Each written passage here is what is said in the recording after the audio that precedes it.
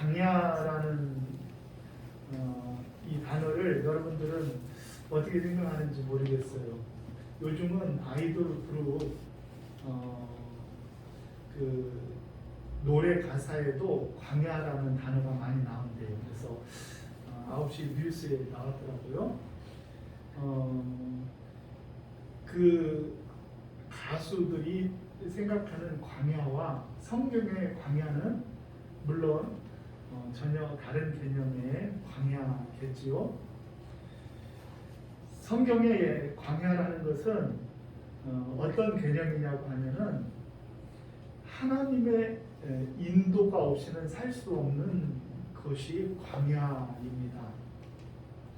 그 광야를 이스라엘 백성들이 광야를 건널 때도 그랬고, 또 우리 주님께서 시험을 받으신 곳도 광야가 되어지는데, 그 광야라는 곳이 갖는 그 성경적인 그 상징적인 의미는 뭐냐고 하면은 하나님의 인도만이 있어야지 살 수 있는 그곳이 광야입니다. 내가 의지하던 것들을 아무것도 가질 수 없는 그런 곳이 광야입니다. 그 광야로 간다라는 것은 내 의지하고 내가 힘삼고 내가 할 수 있는 모든 것들을 다 내려놓는다, 그런 의미가 있습니다. 우리 주님께서도 그 바쁜 와중에도 사역이 치열해질수록, 또 사람들이 예수님에 대한 인기가 높아지고, 또 예수님의 사역이 점점 바빠질수록 우리 주님은 빈들에 가서 기도하셨다고 했죠. 빈들을 찾아 기도하셨는데 그 빈들이 바로 광야입니다. 광야. 우리 주님, 하나님이신 우리 주님께서도 광야를 향하여 가셨다는 거예요. 그런데 우리 주님이 광야를 찾아갔던 그 시기를 보면은 우리가 언제 광야를 찾아야 될지를 알 수가 있는데, 그것은 내가 높아지려고 하고 내가 무언가 된 것 같고, 내가 쉽게 얘기해서 하나님 없이도 살 수 있을 것 같을 때, 그때 우리는 빈들을 찾아야 될 때입니다. 오히려 세상 사람들은 반대로 합니다. 내가 살만할 때는 광야를 찾지 않아요. 내 능력, 내 힘, 내가 가진 재주들이 많이 있어서 충분히 이 세상을 살 수 있을 것 같을 때는 사람들은 광야를 찾지 않습니다. 오히려 그 잘 가고 있는 분위기에 편승하여서 더 많은 출세와 더 많은 내 능력을 채우고자 하는 것이 세상 사람들의 모습이에요. 그런데 성경적인 의미의 광야는 바로 우리가 높아지고 우리가 무엇인가 된 것 같고, 그리고 우리가 내 안에 내가 강하여질 때, 그때 우리는 광야를 찾아야만 합니다.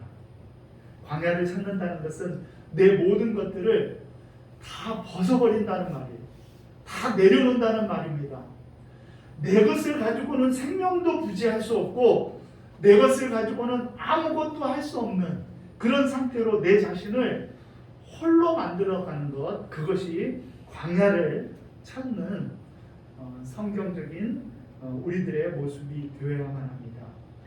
그래서 분주하면은 광야를 찾습니다.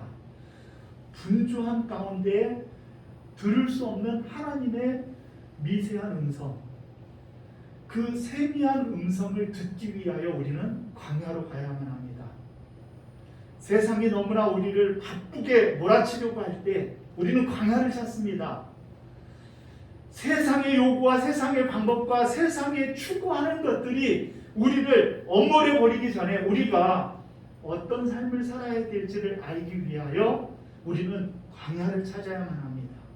그래서 내가 휩쓸려 가는 것이 올바른 길인가를 다시 한번 점검하면서 내 자신이 바로 가고 있는가를 점검하기 위해서 내 자신을 하나님과 독대하여 나로서는 살 수 수 없어 온전히 주님만 바라보며 주님이 나를 이끌지 아니하면은 아무것도 할 수 없는 광야로 나를 인도해 가야 된다는 그런 이야기입니다. 광야는 하나님과 독대하고 하나님의 도우심이 없이는 살 수 없는 것이기 때문에 온전히 하나님만 바라보는 곳입니다. 어쩌면 저와 여러분들의 광야는 바쁜 가운데, 분주한 가운데, 그리고 한적하고 이런 먼 곳으로 가지 못해도 우리들의 삶의 자리에서 늘 광야의 자리를 만들 수 있어야만 합니다.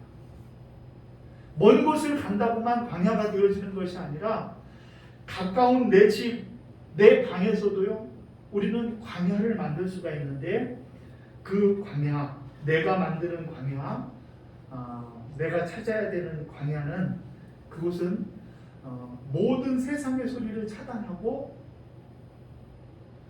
모든 세상의 방법을 내려놓고 하나님 앞에 나를 온전히 홀로 세우면은 그것이 나의 광야가 되어지는 것입니다. 예수님이 사역에 앞서 세례 요한의 이 광야의 사역을 말씀하시는 이유가 있습니다.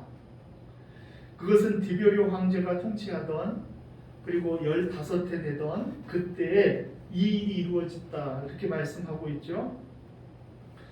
그리고 본디오 빌라도가 유다의 총독으로 왔고 헤롯은 갈릴리의 분봉왕으로 부임을 했던 시대라고 이야기합니다.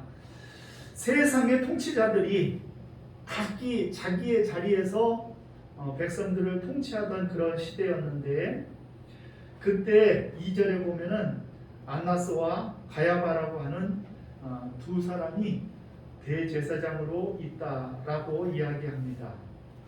이 안나스는 누구이며 가야바는 누구입니까?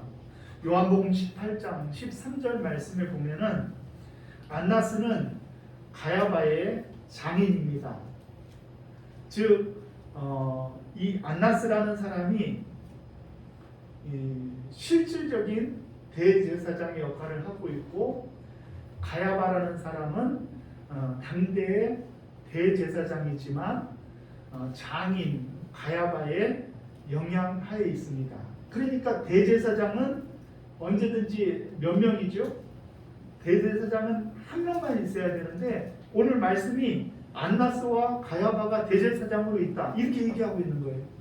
영적으로 무언가 많이 잘못되어 있죠. 요즘도 목사님들도 무슨 세습을 한다고 하지만요, 당대의 대제사장이 세습으로 이루어지고 있다는 거예요. 이것은 종교적인 타락을 의미하죠.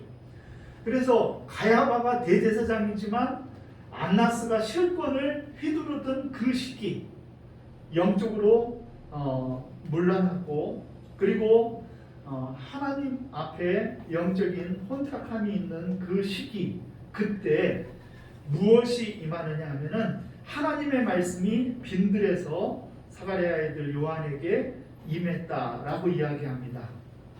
하나님의 말씀이 가야바에게 임한 것도 아니고 아니면 실권자이긴 안나스에게 임한 것도 아니고 당대 바리새인들에게 임한 것도 아니고 사두개인들에게 임한 것도 아닙니다.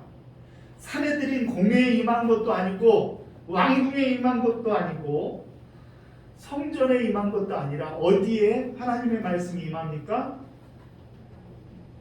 하나님의 말씀이 빈 들에서 사가랴의 아들 요한에게 임했다라고 얘기하죠.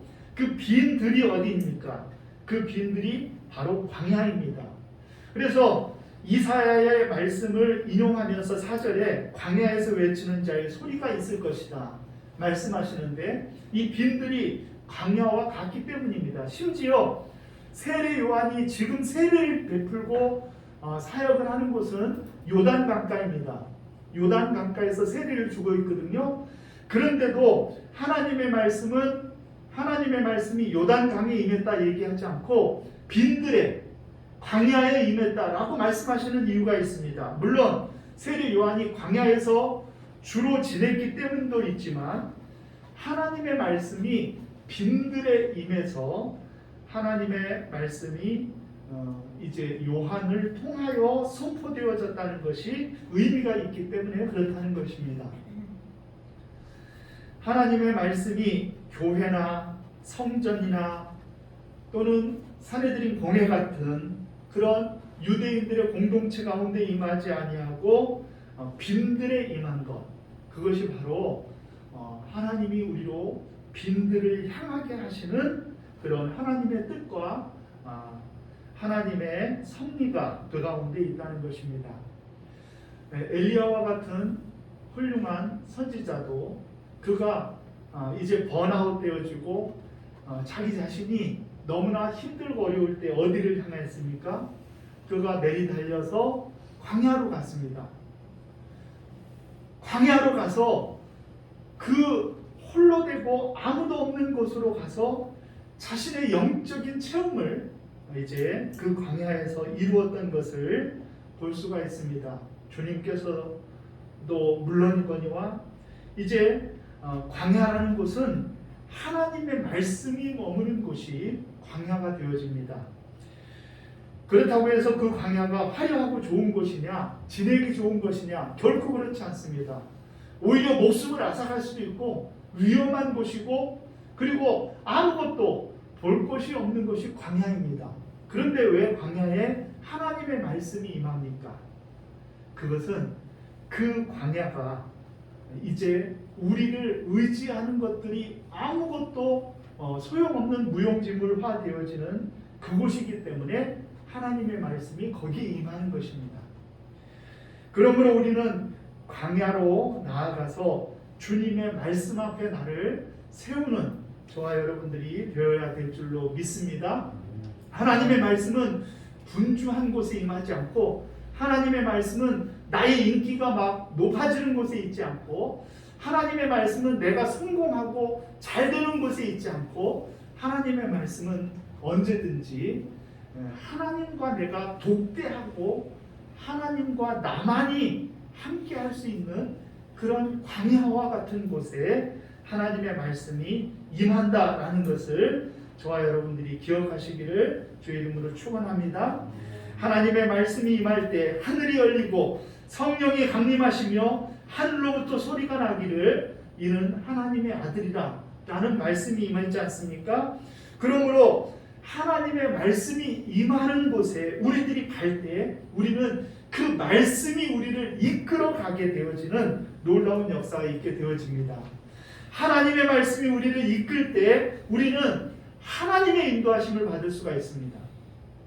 하나님의 말씀이 아니라 내 뜻이 나를 이끌려고 할 때는 나를 이룰 수밖에 없습니다. 그러나 하나님의 말씀에 사로잡혀 하나님의 말씀이 인도하시는 광야에 가서 내 자신이 세워질 때, 그때 우리는 하나님의 뜻을 이루어가는 저와 여러분들이 되어질 줄로 믿습니다. 그래서 사람들은 이제 사내들인 공회나 성전에 가서 하나님의 말씀을 듣기를 좋아하지 아니하고 요한에게 가서 하나님의 말씀을 듣기를 좋아합니다. 무리가 요한에게 나옵니다. 그때 요한은 그 무리들을 향하여 뭐라고 얘기합니까? 우리 7절 말씀 같이 한번 읽어보겠습니다. 시작. 요한이 세례받으러 나오는 우리에게 이르되 독사의 자식들아 누가 너희에게 일러 장차올 진노를 피하라 하더냐. 아멘. 이제 광야로 나아가서 요한을 만나고 하나님의 음성을 듣기 위하여 백성들이 나아갔는데 그들을 향하여서 요한의 이야기가 뜻밖입니다. 그들을 뭐라고 부르느냐? 독사의 자식들이라 이렇게 부르는 것이죠.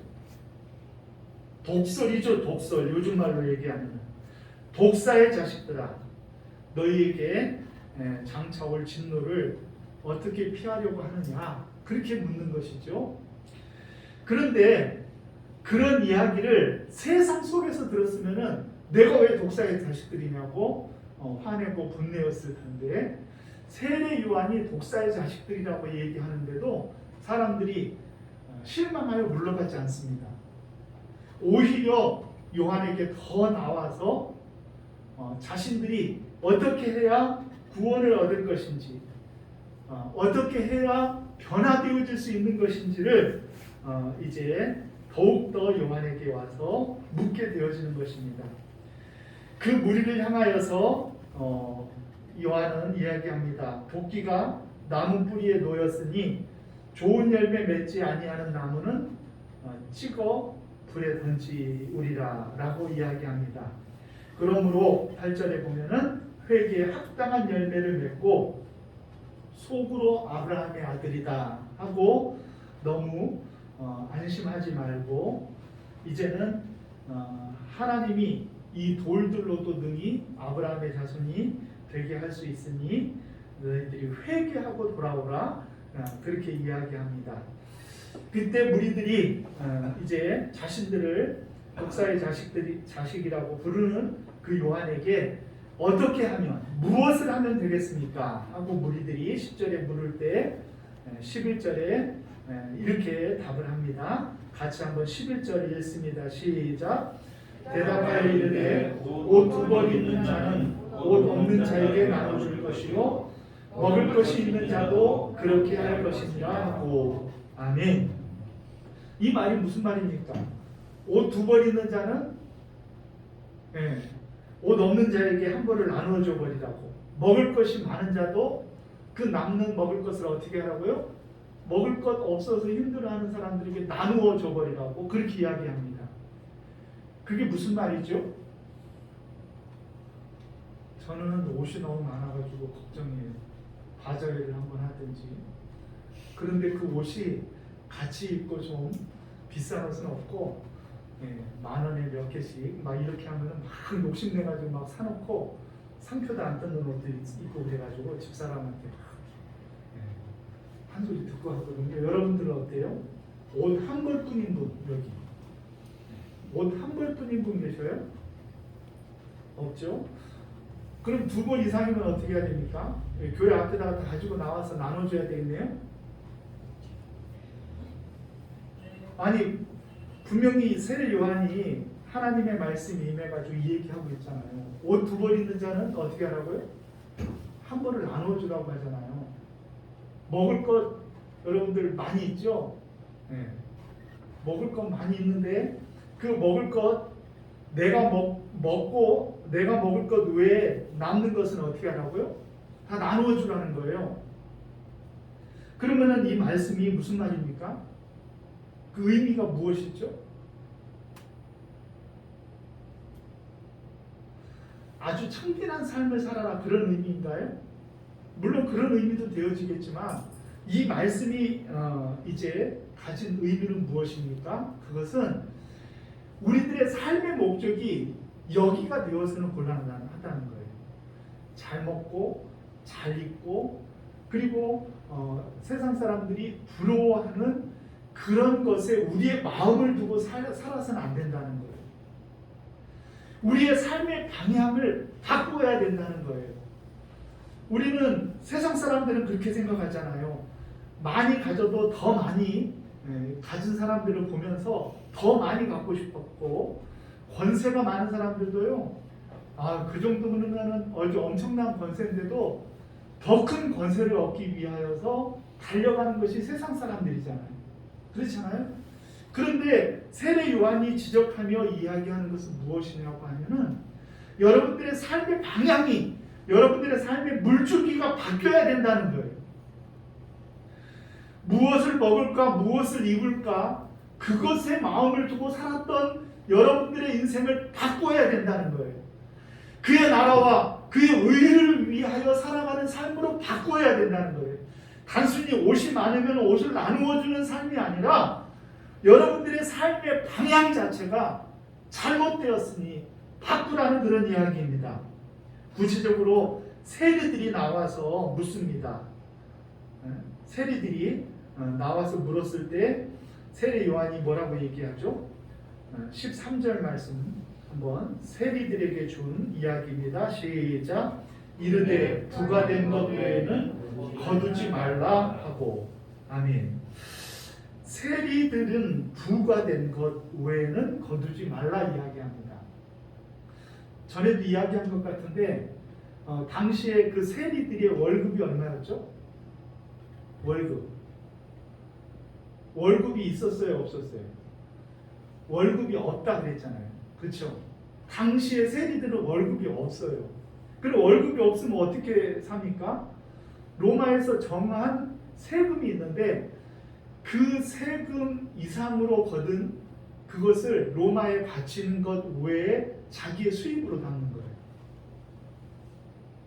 그러니까 그게 무슨 의미입니까? 오늘 이 세례 요한의 말 그대로 얘기한다고 하면 부과된 것 외에는 거두지 말라. 그러면은 세리는 어떻게 해야 돼요?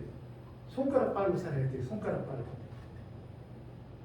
그만큼 그 당시의 세리들이 이제 백성들을 어떻게 했냐 그러면은 많은 세금을 거두어서 최대한 많은 세금을 거두어서 로마에 바치고 나머지를 어떻게 했어요? 자기의 소유를 삼는 거예요. 그러니까 여러분들 일반적인 생각 속에서 세리들이 더 많이 거뒀을 것 같아요? 아니면 양심상 조금만 더 거뒀을 것 같아요?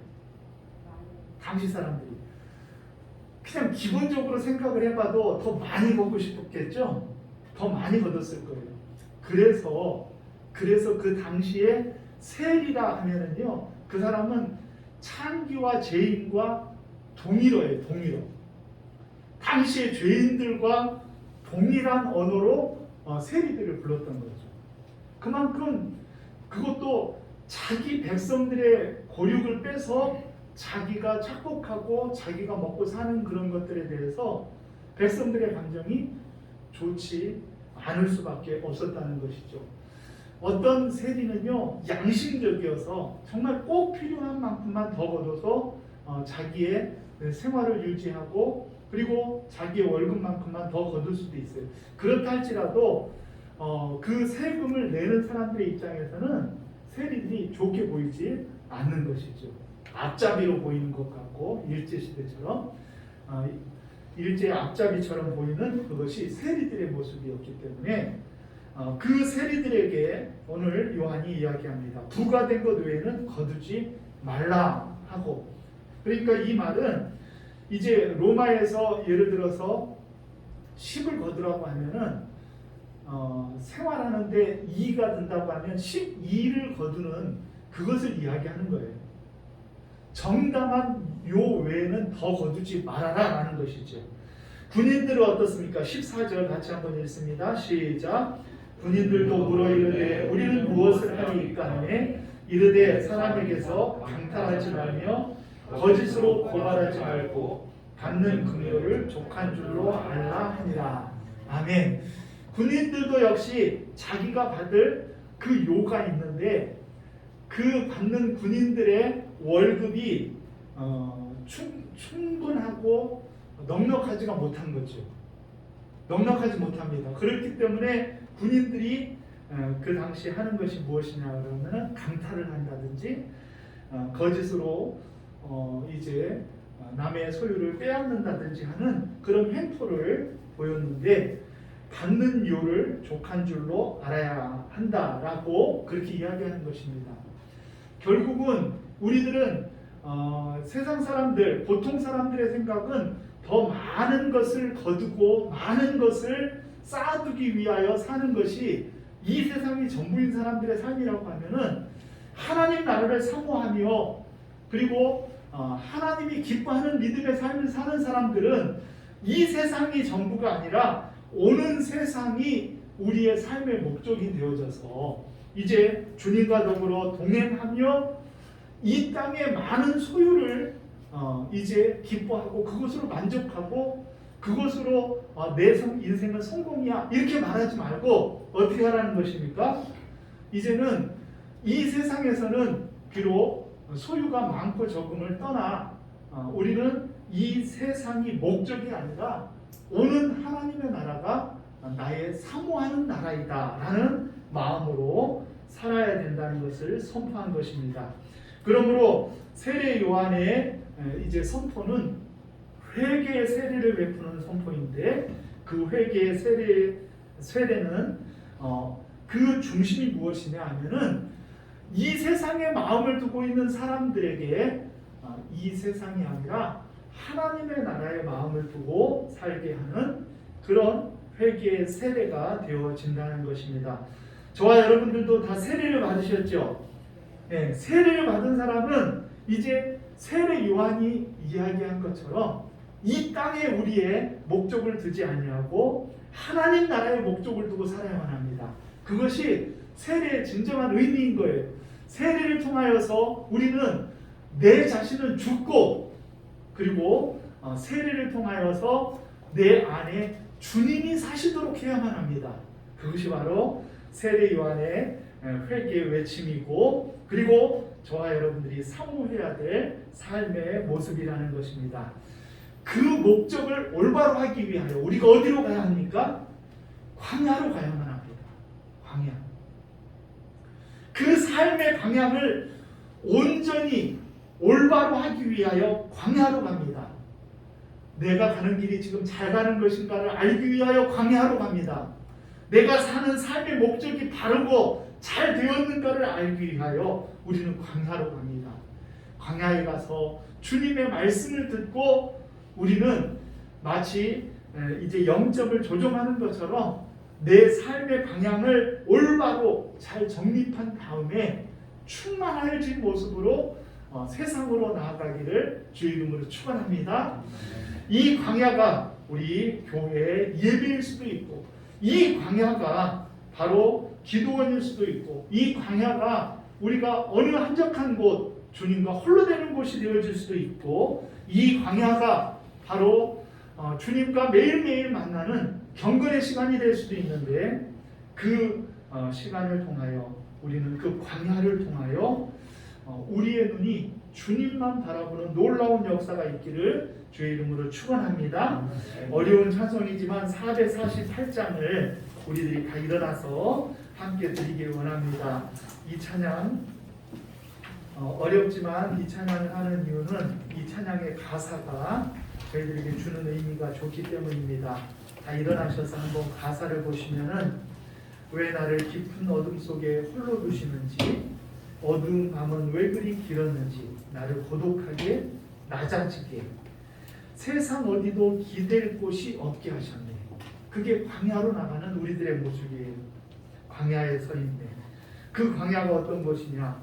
주님만 내 도움이 되시고, 주님만 내 빛이 되시고, 주님만 내 친구가 되어주시고, 주님 선 놓고는 단 하루도 살 수 없는 것이 광야이기에 우리는 이 광야에 내 자신을 세워 주님이 기뻐하는 인생으로 바꾸어가는 저와 여러분들이 되시기를 주의 이름으로 축원합니다. 함께 찬양하십니다.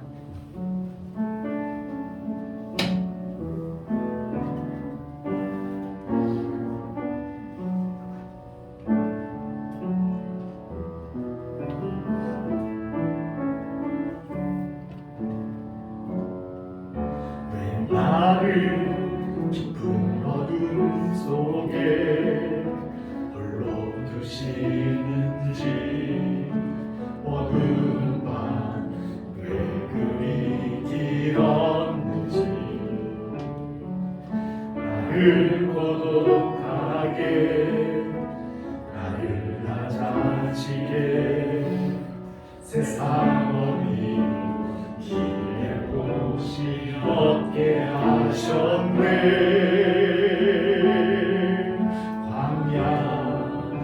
광야에 서 있네.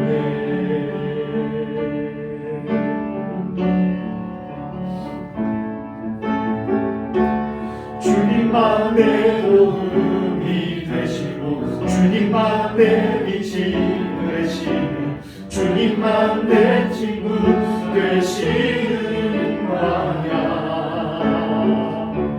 주님 손 놓고는 단 하루도 살 수 없는 것.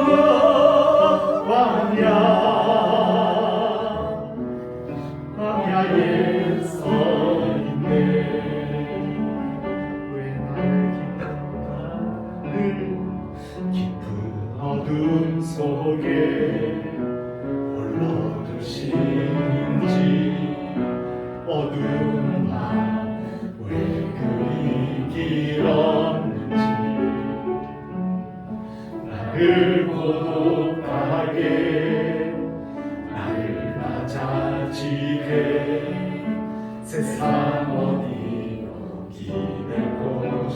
지겹게 하셨네.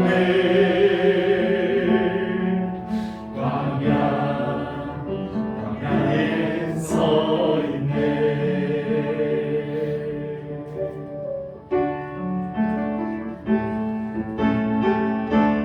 주님만 내 도움이 되시고 주님만 내 빛이 되시는 주님만 내 친구 되시는 광야. 주님 손 놓고는 난 하루도 살 수 없는 것 광야.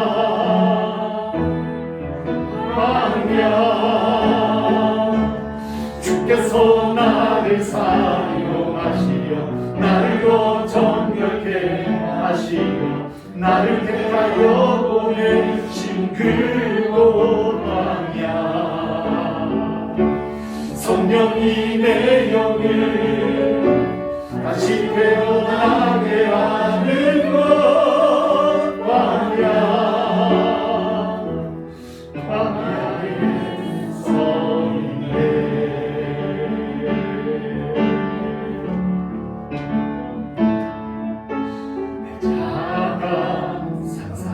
깨지고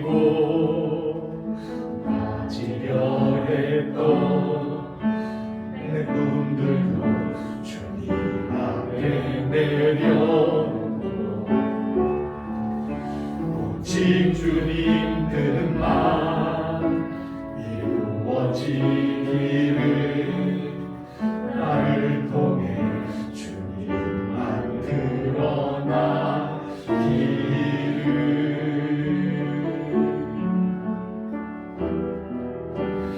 광야를 지나며.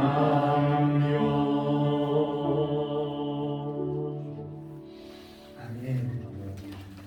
주께서 나를 사용하시려 나를 더 정결케 하시려 나를 택하여 보내신 그 광야, 성령이 내 영을 다시 태어나게 하는 곳 광야. 사랑하는 우리 성도님들은 그 광야에 서 있게 하여 주시옵소서.